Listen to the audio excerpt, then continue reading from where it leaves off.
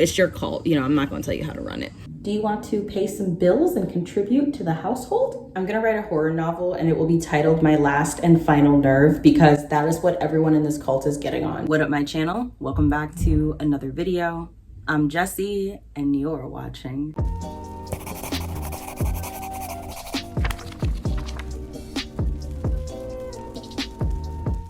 What's up, cuties? I am really excited about today's video. This is going to be the latest installment in my experiment video series. The other reading experiments that I have done for Bowties and Books will be linked in the description down below if you want to check those out. But this experiment video I'm really excited about because it's really relevant to what's going on in the booktube community and the author community as a whole right now. Many of you probably already know that Barnes & Noble recently updated their business practices in a way that will have very harmful effects on sales for newbie authors, upcoming authors, authors of color, authors from marginalized communities, etc. This unfortunately does make it significantly harder for smaller authors to grow and have their voices be heard in the same way that more popular authors do. And one of the things that we can do as readers and consumers of literature is work harder to support indie authors and non-traditionally published stories, especially stories from voices that don't get heard as often as others. And so I knew I wanted to do a kind of reading experiment where I was focusing on under-celebrated voices and their narratives, specifically ones that are not traditionally published. And the timing could not have been more perfect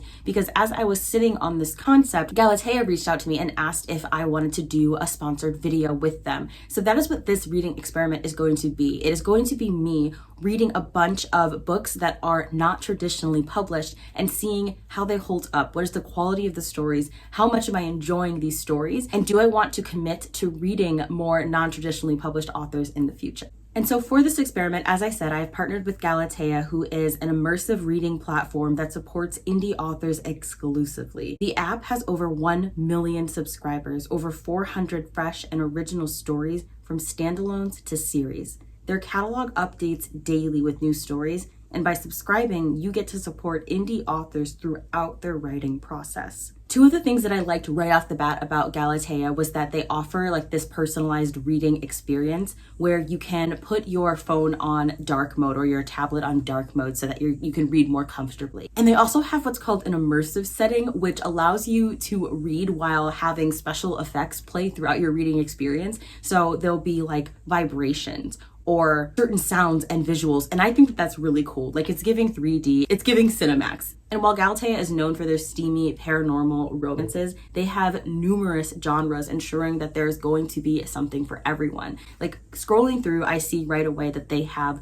genres for billionaire romances. And I don't know why, I've talked about this before. Like y'all know that I'm not big on romance at all, but I do like watching people live lavishly in their romances. I find that really enjoyable. One of the things that I noticed as I was scrolling through their catalog and checking things out and figuring out what I wanted to read was that they have content warnings on a lot of their books, which is so important. And that's one thing that we often complain about, rightfully so, with traditionally published books, is that the publisher won't put trigger warnings on the books because that will impact sales. And so a lot of people don't realize that it's not the author's fault that content warnings aren't being cited in the book. It's 9 times out of 10, the publisher refusing to incorporate content warnings into the work. And so what's really cool about these books is before you even start reading, you can click and see what the content warnings are, and you can decide whether or not you want to engage with that story if you're in the mental health space for that. And the other thing that I really like is that it also has ratings and like spice ratings. So it'll tell you like, hey, this book is geared for young adults, this book is geared for adults, etc. And I really like those two things. Overall, I think that it makes for a safer reading experience and also ensures that you are probably going to get what you are looking for. So if you want to download Galatea right now, click the URL in my description box and check them out. Y'all know that I'm not big on romance. So in this video, I'm going to be reading thrillers and horror books because lately, I mean, honestly, I've been in this space for like the last year, but all I want to read are thrillers and fantasy books. And right now specifically, I'm hardcore in thriller horror season, and I probably will be until like winter, and that's when I'll switch to reading more fantasy. So I'm going to go through their catalog and pick thriller/horror books, ones that seem promising, ones that seem like they're going to be disturbing and unsettling, and ones that I think will be memorable. and I'll update you when we're gonna get started.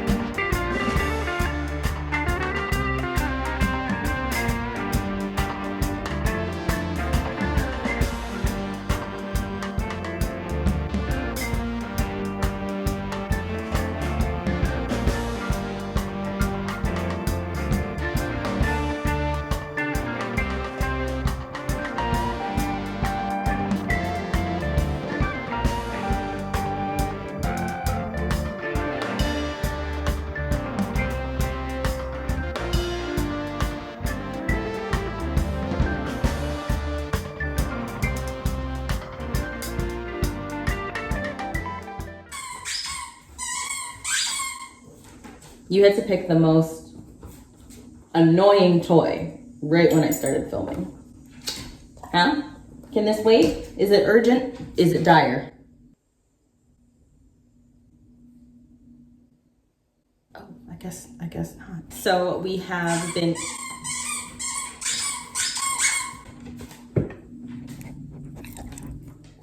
You want to be a YouTuber so bad. Like, just say that. Want to be a YouTuber? YouTube? Do you want to pay some bills and contribute to the household? Yeah? Can you say bills? Can you pay my bills? Can you... So hyper right now. Okay, so we're gonna try and film this update with minimal interruption from the Belgian Malinois. So as of right now, I am so far into Madhouse and really liking it. So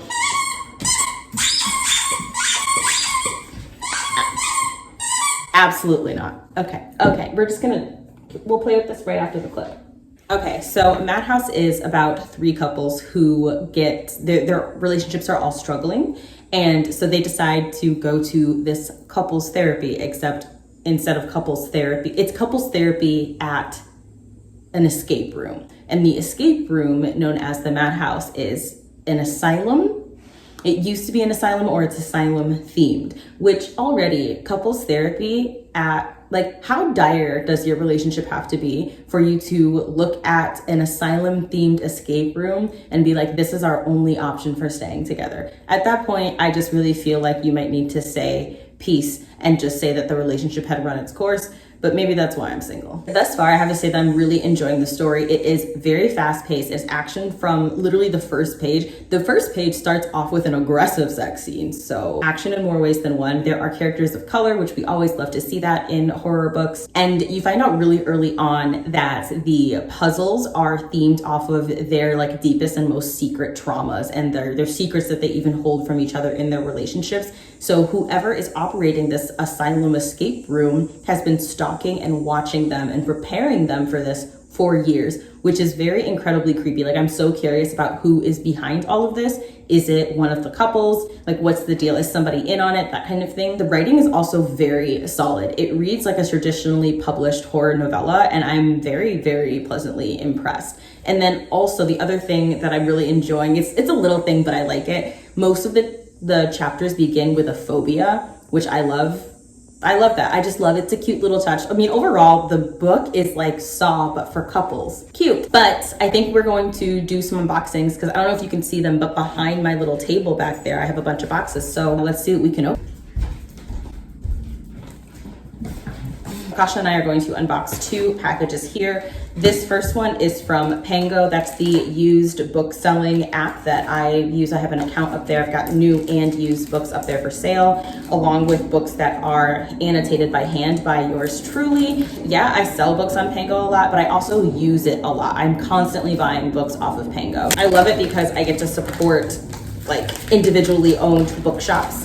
And also buying books used is so much better for the environment. So two birds with one stone. If you want to follow me on Pango, just scroll to the bottom of my description and you'll find my shop. Oh my gosh, why is this packaging is really devoted. See how poor of a job I'm doing at opening this. This package is very serious. Oh, that's right. Yes. Okay, so I forgot that I purchased Healer of the Water Monster by Brian Young. This is a book that I read recently audibly, and it is one of my new favorite books of all time. I'm actually going to film a Books That BookTube is Sleeping On video. I think I filmed 2 or 3 for that series, and I really want to revive it. And this is like the first book I'm going to talk about in that video because it's so amazing. It is basically about a young boy named Nathan. He is Navajo, and he goes to visit his grandmother. They live in Arizona. And he encounters this dying magical creature called the water monster. And he sets out on a mission. That is a big ass spider. That's a big ass spider down there. He sets out on a mission to save this water monster. And it's really beautiful spiritual realism. There's a lot of mythology and lore. It made me cry. It's an amazing book. Like, I highly recommend everybody read this. And I'm gonna talk about it more in depth in another video. So I bought this for like $5 off of Pango. It's in amazing, really amazing condition. The only way that you can even tell that it's used is that there is a really slight reading crease right here. Very impressed. I absolutely love it. This is from Penguin Random House. They send me stuff pretty frequently. Oh my God, I've been dying to read this book and I could not get an arc of it to save my life. And this is the paperback edition of Skin of the Sea by Natasha Bowen. It's so great that I have 2 books that are water magic themed. Like, we absolutely love to see. I've been wanting to do a water themed reading vlog and an earth themed and a fire themed, whatever, like for fantasy. Maybe this is the excuse that I need to do this now. But I actually don't know what the whole synopsis is of this book. I just know about the cover and I was like, that's all I need to know. So this is a must-read West African fantasy and the opening to a series. And it follows a girl named Simi who now serves oh my God. So we're following a girl named Simi. She serves the gods as Mami Wata, a mermaid, collecting the souls of those who die at sea and blessing their journeys back home. When a living boy is thrown overboard, Simi goes against an ancient decree and does the unthinkable. She saves his life, and punishment awaits those who defy the gods. I didn't realize that the cover for the second book is already out. Wow, it's fucking gorgeous. Look at the cover. Do you see that? Holy shit. Holy shit. And I just learned that my favorite artist, Jeff Manning, designed this cover. So he probably designed this one too. Jeff Manning did the cover for Tiffany D. Jackson's latest book, The Weight of Blood. And it's like the second that I saw the cover, I knew right away that Jeff Manning was the one who designed it. He's my favorite artist in the world. He's absolutely amazing. I have 2 Jeff Manning pieces in my home. Hold on, I'll show you. So this guy right here, this was the first Jeff Manning piece that I ever bought. And then I've got another one in my bedroom. Like, my goal is to just have like at least 10 of his pieces. His art is so amazing. And I also want him to do the art for the book that I'm writing. And so this gorgeous piece here is Jeff Manning as well. Like, how stunning. I love how my room is shaping up. I have to put back my vines. Some of my vines are falling down, but overall, I'm just loving how well my room is coming out. 1 hour later. Kind of shook. I'm really, really enjoying the writing. And maybe the fact that I'm so surprised just says that I have some prejudice to work through about the quality of indie writers, like indie published works, because like, I feel like there is a lot of elitism on BookTube with us kind of not being interested in indie and non-traditionally published works. And I think that we can do better in that regard. I just really, really like the writing from Madhouse. It is like the perfect kind of horror writing. The scenes are so vivid. There's so much suspense.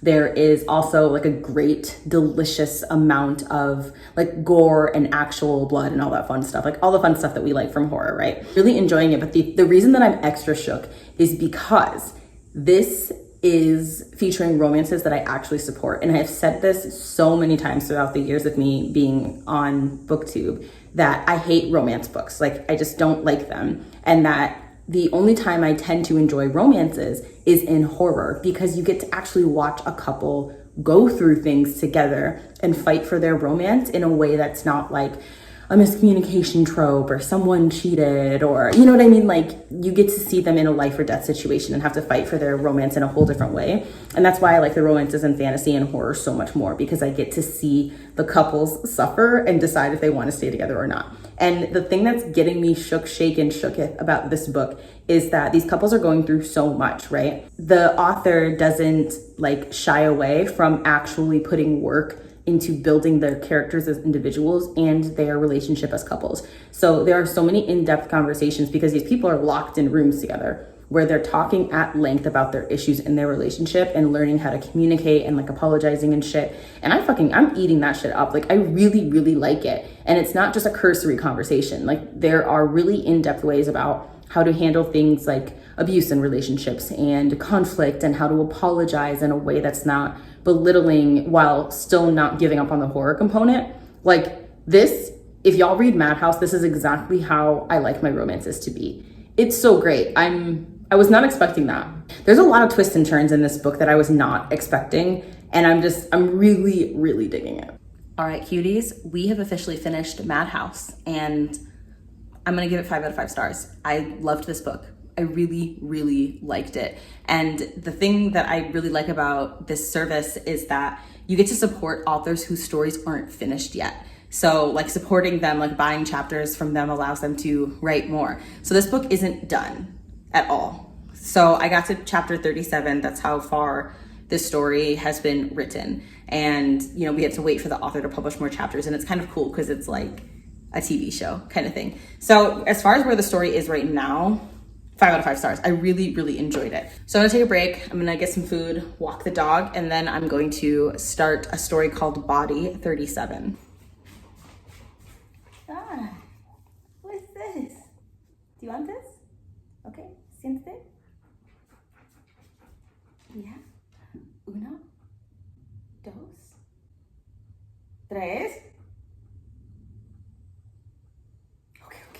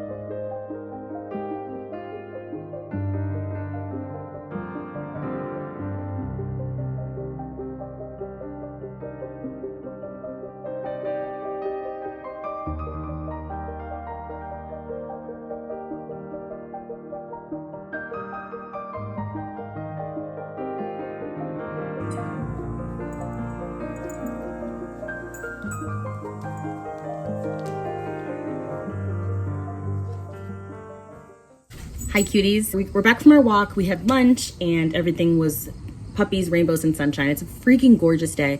So I think I'm going to take my reading outside and do some fetch with Akasha and all that fun stuff. But I wanted to give an update on Body 37, which I am halfway through. This is a very fast read, just like the last book. And it's really, really easy to fly through because the writing is it's not flowery. It's very, very straightforward. We're following this girl who we don't get any backstory on. And she ends up getting picked up, and you can't really tell if she was picked up or kidnapped by these people who say they're from a family. And they kind of take her back to their compound, and she learns that, of course, the family is a cult. And she is kind of being vetted by this cult, and they're trying to get her to stay with them. You're watching her kind of like be seduced by this cult, and of course the cult has a very charismatic leader who's known as the general, and that's an issue for me. Like that's an issue for me. The general, really, I'm not gonna call a grown-ass man the general. That's just not happening. But you do you. It's your cult. I'm not gonna tell you how to run it. So far the general isn't working for me because y'all know I'm gay AF, and he's like your stereotypical, like, tall, really well muscled, like blonde, blue-eyed, handsome man, and everybody, like men and women alike, are just swooning over him. And there's scenes of him like chopping wood with his shirt off, and it just doesn't do anything for me personally. It's not my cup of tea. But so it's like I'm not getting that whole charismatic, amazing leader. Like, I'm not buying that part of the story, but I can definitely see the appeal of him, if that makes sense. Are they mating? Is every cicada in Minnesota mating outside my window right now? I'm gonna go outside because it feels like all the insects in the world are singing inside my home anyway. But as of right now, I'm enjoying the story. It's cool seeing where it goes. I'm not loving it as much as Madhouse, but I am still enjoying it. I'm gonna write a horror novel, and it will be titled My Last and Final Nerve, because that is what everyone in this cult is getting on. I'm going to do another unboxing. This is from Penguin Random House. I will say the book is taking a turn that I was not expecting, because I was expecting Hazel, our protagonist, to be really struggling with like the brainwashing of the cult. But pretty much from the get-go, she's like, this is a cult and I'm not about it. Like, there are a few chapters where she's, kind of being lured into the seductiveness, and then she kind of realizes quite quickly that cult life is not for her. But what is interesting is you learn all of this really early, so it's not a spoiler. You learn that she has an ulterior motive for being there. And that is like, now I'm even more interested in the story, because I was like, okay, if she's skeptical about being there, then why is she there? And learning that she came there with an objective is very curious. And there's a component of the cult story that I'm really, really enjoying. They sustain themselves by kidnapping people, right? So they kidnap people, they mark them, their bodies. So thus far in the story, they've killed 36 people. And it's like an organ trafficking situation, which is kind of cool. Like, that's a really cool premise. I don't read a whole lot. I haven't read any thriller or horror books about organ trafficking, which is actually pretty surprising because it's something that happens a lot. Today is the day where I just struggle to open boxes, apparently. Oh my God, how many copies of this book are they gonna send me? So Penguin Random House just sent me another copy of The Dragon's Promise by Elizabeth Lynn. My other copy is sitting right over there. Like, it's literally right there. It's just absolutely gorgeous. So this is the second book in the Six Crimson Cranes series. So one of these I'm gonna put up on my Pango. Maybe I'll post an annotated copy. If any of you are interested in me annotating this book for you, let me know. The last two books I annotated for Pango were, oh gosh, The Spanish Love Deception and The Book of Night. I still have an annotated copy of Brother that I need to post. This is such a gorgeous book, and I'm really excited to read it. And this is another book that has water themes, which is pretty cool. That's a really nice book haul. There's an organ trafficking component, and they mark up the bodies and then like throw them in the river when they're done with them. And what I want to know is, why has nobody drawn any suspicion on this cult? There is a whole secret village up there, and all these people were going missing, and no one's like, hey, maybe this cult up there has something to do with it. But the people in the cult do pay off the inspector. I'm not even going to tell you how they're paying him off because it's very disturbing. Maybe that's the explanation for it. But other than that, now that there is an organ stealing, body snatching kind of situation, I'm way more interested in the plot, because like I said, the charismatic, hot, conventionally attractive you know, male heartthrob leader thing just wasn't doing it for me. 1 hour later. Okay, I have finished Body 37 and I am going to be giving this book 2.5 out of 5 stars. I did not see the twist coming. I will say that. Liked it. I liked that it was fast paced. I liked that there was the organ, you know, stealing component. I would have liked more gore. I would have liked some more horror from the book. I would have liked to see either I would have liked to see more horror from the book, like more of the organ selling donation kind of thing. Operation, not donation, what? I would have liked either more of that or a more psychological cult component. You know what I mean? But overall, 2.5 I think is still a really, really good rating. And so the next book that I'm going to be reading, oh shoot, where's my iPad? Where did I put it? Okay, so the next book that we have up, that we have selected. So the next book that we're going to be reading is called The Grin. This is a horror book about a girl who is found, you know, basically covered in blood, and her whole family is murdered. And everyone's like, oh yeah, you did this, like you totally did this. And she's like, nah, I didn't do it. It was the Smile Man or whatever. Hold on, sorry, the synopsis is loading, so I'm going off of memory, which is why it sounds absolutely insane. So she basically claims that a demon killed her family and she's committed. And after she's committed, under the close watch of David, Michelle, and Dr. Hollinsworth, it isn't long before things start to spin out of control and they're all left fighting for their lives. Will they figure out a way to help Avita Lay, or will they end up just like her parents? That sounds pretty darn good. That sounds pretty good. So we're gonna get started. 1 hour later. Yeah, I DNF'd that book. That book was not for me. So I was like, I'm gonna peace out and I'm gonna pick something different. So this is The Grin is the first book for this video that I really have not enjoyed, because it's just simply not for me. I could not get past the way that the medical psychological terminology was used. Y'all know I have a psych degree, and I can just tell you that the representation for mental health and therapy and the jargon that is used in psychiatric facilities just wasn't anywhere near accurate. So, and it just was getting on my nerves, especially because it wasn't like, since it's set in the hospital and you're constantly seeing the way that the doctors talk and behave and administer medication and all of that, I couldn't let go of it because I couldn't get past it to get to the rest of the story because it was so apparent. And I was like, yeah, the writing just also wasn't doing it for me. It wasn't the style that I enjoy. Like I just didn't like the dialogue.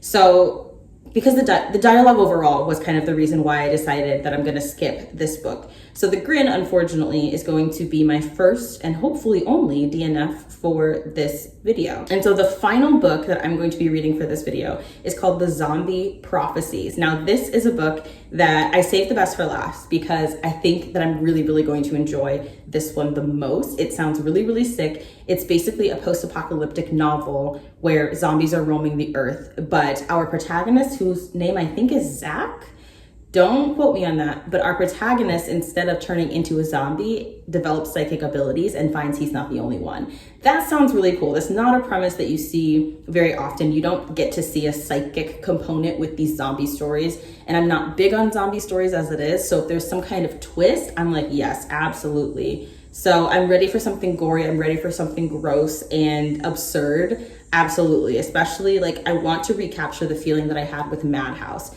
That is by far my favorite book that I've read for this video so far. So far the ranking is Madhouse, Body 37, and then The Grin, which I ended up DNFing. So we will see.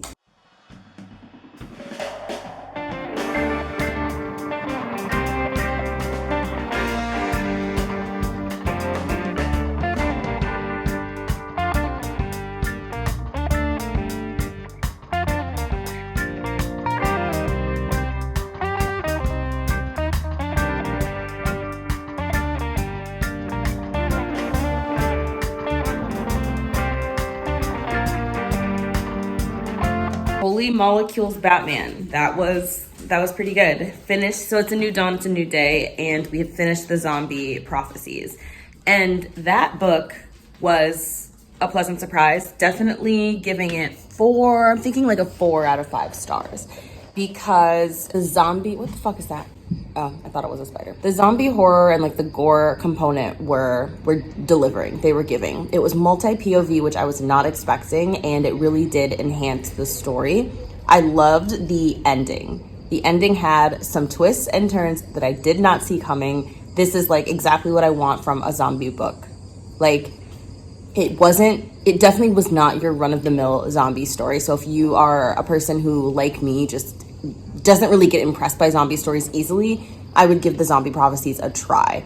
It was pretty damn cool. Like, it was cool, it was gross, it was gory, it was unsettling. The writing was good. The banter between the characters really made the story, and like seeing how they coped with these pretty crappy situations was pretty dope. So definitely, final ranking for this absolutely is going to be Madhouse, the Zombie Prophecies, the Body 37, and then the Grin.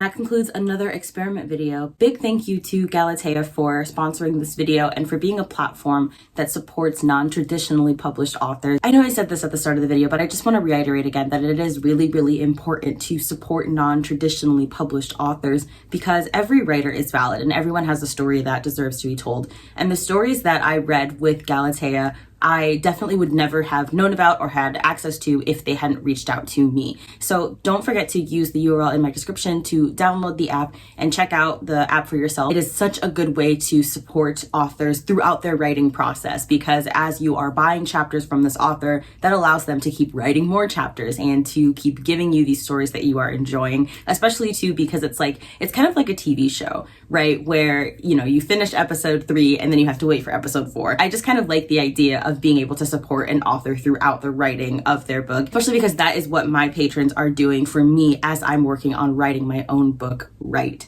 now. Reminder that there are over 2,000 books on Galatea, and they are from all genres. There's queer fiction, there is romance, there is thrillers, etc. And there are also like really specific subgenres. So there's definitely going to be something there for you. The platform also offers audiobooks as well as translations for these books in multiple languages. So it is a really accessible way to access literature, especially because their authors are from all over the world. If you're unsure of where to get started with them, because they do have such a big, vast, and ever-growing catalog, there are 2 books that I do recommend because they are the platform's most popular. And those 2 books are The Arrangement and The Millennium Wolves. So if you want to start with like their heavy hitters, I would definitely go with those 2 books. Thanks again to Galatea for sponsoring this video and also for existing and doing what you do to support authors across the world. If you want to see more of my experiment videos, that playlist is linked down below. My Patreon is linked down below if you want to support me as a YouTube creator and an upcoming writer myself. But that's going to do it for this video. Be good to yourselves, be good to others, and I can't wait to see you in my next one.